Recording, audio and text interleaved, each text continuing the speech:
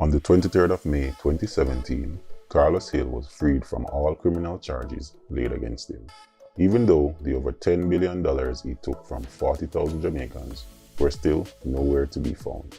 In a case that spanned over 9 years, the Director of Public Prosecution failed to submit any evidence against Hill and could only call on one witness to testify against him.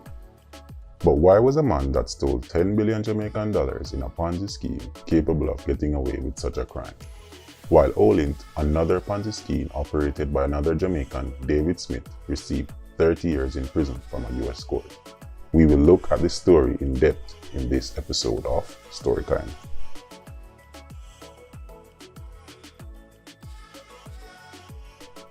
Before we get started, guys, don't forget to help us get to 1,000 subscribers by simply clicking that subscribe button. In part 1 of this two-part series, we looked at how Ponzi schemes work and how Cash Plus failed. Just in case you missed that video, the link is in the description below.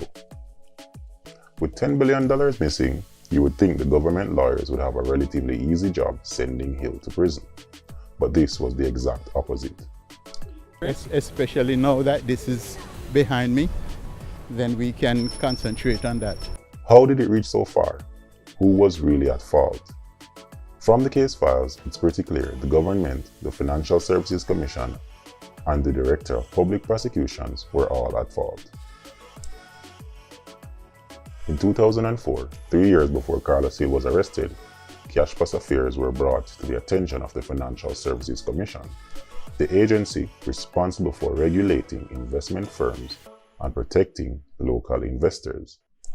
The FSC spent 2 years verifying whether or not Cash Plus fell under its jurisdiction. In 2007, this was confirmed, and the FSC knew that Cash Plus was operating illegally. Therefore, they should have shut it down. One would think this is what happened, but up to this day, the Financial Services Commission has never moved to charge Cash Plus for operating illegally. On the other hand, the police moved quickly to charge Carlos Hill with conspiracy to defraud and obtaining money under false pretenses. Between 2007 to 2010, the case stuttered in and out of the courts before the police lawyers asked the Director of Public Prosecution to take charge of the case. Ladies and gentlemen of the jury, forget everything you've seen on television and in the movies. There's not going to be any last-minute surprise witnesses. Nobody's going to break down on the stand with a tearful confession. You're going to be presented a simple fact. If Mr. Hill was convicted of his crimes, he would only serve a maximum of 3 years or pay a fine of $2 million. This is where the Jamaican government again failed its people. The outdated laws present in the Jamaican constitution that are supposed to be improved by the elected officials are always neglected. There are still laws adopted in our constitution which are over 100 years old. The Director of Public Prosecutions, Paula Llewellyn, thought that 3 years was not close enough to the amount of time Carlos Hill should spend in prison, and so she charged him with fraudulently inducing a person to invest, which carried a maximum penalty of 7 years in prison. And even though her intentions were right, it is at this point that the case began to derail. Them pay off the bigger man them money, and we have to go come out and come stand up in our son. So come tell me one but me 300,000. To prove this charge, the DPP needed to gather a lot of witnesses, something the Cash Plus customers would not allow her to do. When the trial started in 2010, Carlos Hill's lawyers, Valerie Nita Robinson and Deborah Martin, made several moves to delay the proceedings. In 2012, the case was put off for a year because his lawyers were busy with other cases. In 2013, his lawyers cheekily requested additional information from the prosecution, which resulted in the case being delayed for another 9 months.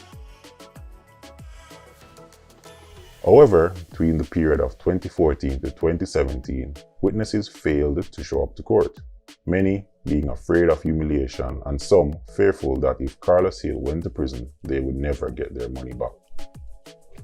In May 2017, the prosecution called another 16 witnesses to the court, of which only one showed up to testify.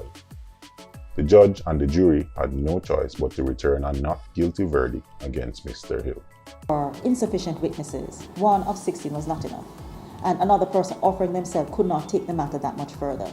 So for those reasons, the Crown recognized that they could offer no evidence. They had no evidence to offer in the form of witnesses, and the jury were directed to return formal verdicts of not guilty. Carlos Hill's lawyers argued that witnesses signed a loan agreement with Cash Plus and knew the risk they were taking. It was never payment, but they recognized that they were lending money to Cash Plus.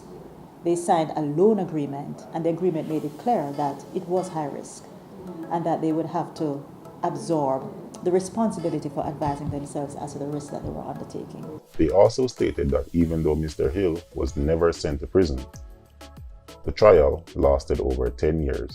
During this time, Mr. Hill was arrested, granted bail, and unable to carry out business or travel, so he had served more than enough punishment. And even though they were just doing their job in representing Mr. Hill, the question we both know the answer to is that Carlos Hill knew exactly what he was doing when he took people's money.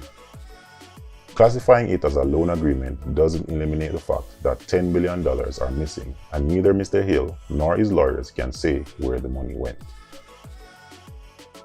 Of the $10 billion that went missing, $2.2 billion was found in Carlos Hill's Swiss bank account in Dubai in 2009. And in 2013, Carlos Hill told reporters that he miraculously found another $7.3 billion, of which none has been handed over to the authorities. In 2013, Jamaica's government passed a new Ponzi scheme law, which carried a maximum sentence of 13 years. This was pointless because the crime committed by Hill occurred before the new law even existed, and the government was merely trying to save its face. It was said that depositors would receive some form of compensation. Is that still on? That will definitely happen. Some Jamaicans hope that they might get back the money they lost to Cash Plus one day, but unfortunately, this will never happen. The mistakes, blunders, and oversight on the part of the Financial Services Commission, the Director of Public Prosecution, and the Jamaican government are what allowed such a crime to go unpunished.